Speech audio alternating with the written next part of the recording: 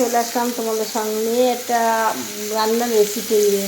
দেখো আজকে আমার মেনু হচ্ছে, পুজো এসে গেল, আনন্দে মেতে গেছি, তাড়াতাড়ি করে সমস্ত ইউটিউবে লাইভ করা করবো, ফেসবুকে ভিডিও করব, এই ব্যস্ত নিয়ে তাড়াতাড়ি করে রান্না করতে আসলাম। আজকে আমার রান্নার মেনু হচ্ছে, এই দেখো এই যে গ্লাস কাপ মাছ দেখছো, এটা বড় মাছ, 5 কিলো ওয়েটের মাছ। এই মাছগুলো খেতে টেস্ট আছে।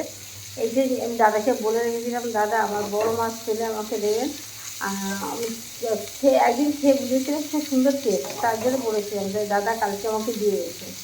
তাই এই মাছটা খাওয়ার জন্য ইচ্ছা করছে। আমার মেয়ে বলে মা আজকে মাংস হবে আর ফ্রাইড রাইস হবে। আমি না মা, মাছটা রান্না করি, মাছটা বেশি দিন ফ্রিজে থাকলে ভালো লাগবে না।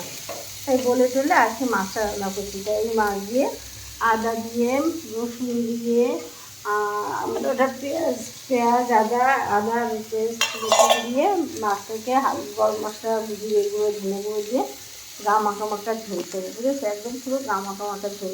আজকে আমার বাড়িতে আলু ছাড়া রান্না হবে। আর করছি উচ্ছে, দেখো উচ্ছে শুক্তো করছি। আমাদের কাজের দিদিরা এত ছুটি করছে না বলার মতো না। কালকে বললে গেল আসবে না, তার জন্য দুখানা খুন্তি বের করে নিই। এই চামচি করতে তো উচ্ছে রান্না করতে গেলে সেই খুন্তি দিয়ে আর একটাতে করতে গেলে মানে পিঠে হয়ে যাবে। সেই জন্য প্রচুর বাসন নিজে নিচ্ছি সকালে, আমার সময় পাই না, দেখো তার জন্য তো সমস্যা হয়, কাজ সময় পেলে নিচ্ছি। দেখো মাছটা সেটা, এটা হচ্ছে মাছের তেল, এটা না তেল, এইটা দিয়ে কুচকে রান্না করবো, খেতে খেয়ে সুন্দর টেস্ট। খেয়ে দেখো তোমরা, একটু ধনে গুঁড়ো দেবো, আদা দিয়ে মানে উচ্ছে দিয়ে ফোড়ন দিয়ে মাছের পেটা দিয়ে কষাচ্ছি, এটা আদা পেস্ট করা দেওয়া আছে। আর এবার জল দিয়ে দেবো, তারপর ফুটে গেলে নামিয়ে দেবো। খেয়ে দেখো তোমরা এইভাবে নিয়ে বেশি না, মশলা টশলা না। আর এদিকে আমার ভাত হয়ে গেছে, ভাত থেকে সোজা করলে আবার রান্না ভাত হয়ে যায়।